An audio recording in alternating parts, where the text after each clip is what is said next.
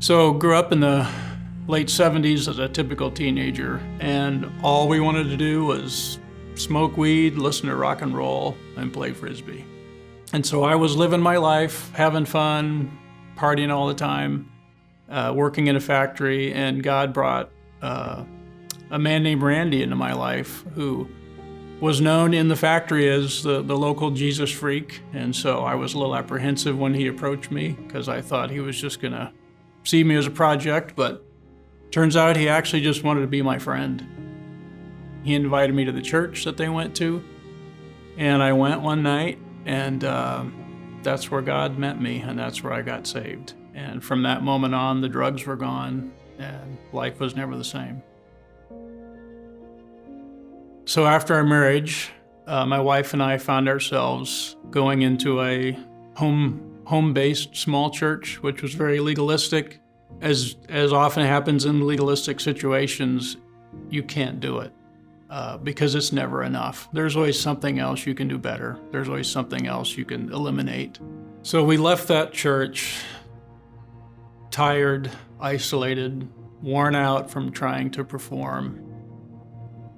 And I just made a decision in my heart that that was the point where I was just going to do it my way. The moment we were in some friend's backyard, and up to that point, I only would let myself have like 1 or 2 glasses of wine. And this one night, I had 3, and I felt that feeling. And I remember consciously saying, oh, this is what I loved about it. Part of what I drank, and I was conscious of this at the time, is the conviction of the Holy Spirit really bothered me. And when I drank, it went away. And you know the Holy Spirit inside of you is tugging at you and saying, don't go that way, don't do this. And I don't want to hear it because of my own rebellion, and another drink would just make it go away. So in 2007, we were bouncing around to different churches, and my wife coerced me to go to Berean, and I agreed. I didn't like it, and we got involved in a life group fairly quickly, and I didn't like it. Along with all this is when the strain and issues started happening in our marriage. I became much more distant and isolated myself, not only because I traveled a lot, but then when I would be at home, I would drink a lot. So I found myself in Chicago O'Hare on the way back from a trip in a very intense phone call with my wife. And I just decided at that moment I didn't want to be married anymore. I didn't want the accountability that was bringing me into, and I didn't want that responsibility, and I just thought if I wasn't married, then this will be gone. And so when I got back home the next day, I called my attorney and started the process of filing for divorce. And during this whole time, we're going to life group, usually separately, and sometimes me not even going, and everything was just falling apart.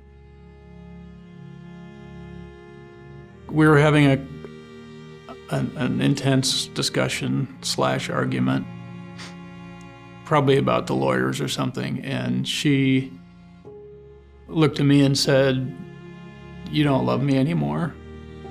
And that cut me to the quick. And I realized I did. So that was the beginning of God softening my heart.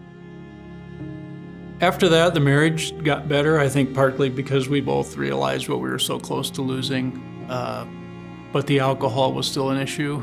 Through some circumstances, I found myself one morning taking a drink out of a vodka bottle and saying, "God, please take this away. I'm sick of this." And within 2 weeks, he did.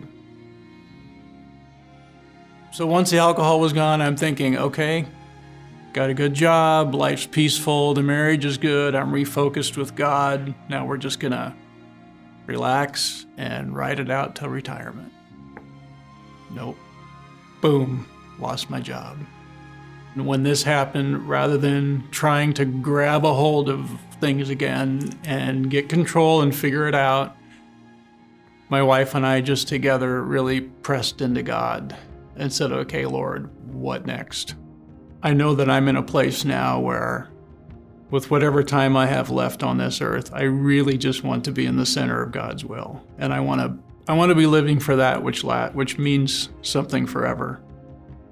What I am hoping to learn, what I think I've learned a lot, is just to have my heart in a place where my first reaction is submission, and my first reaction is compliance and reliance on the Lord, and not just being in charge of things and controlling things myself, because it hasn't worked, and it doesn't work.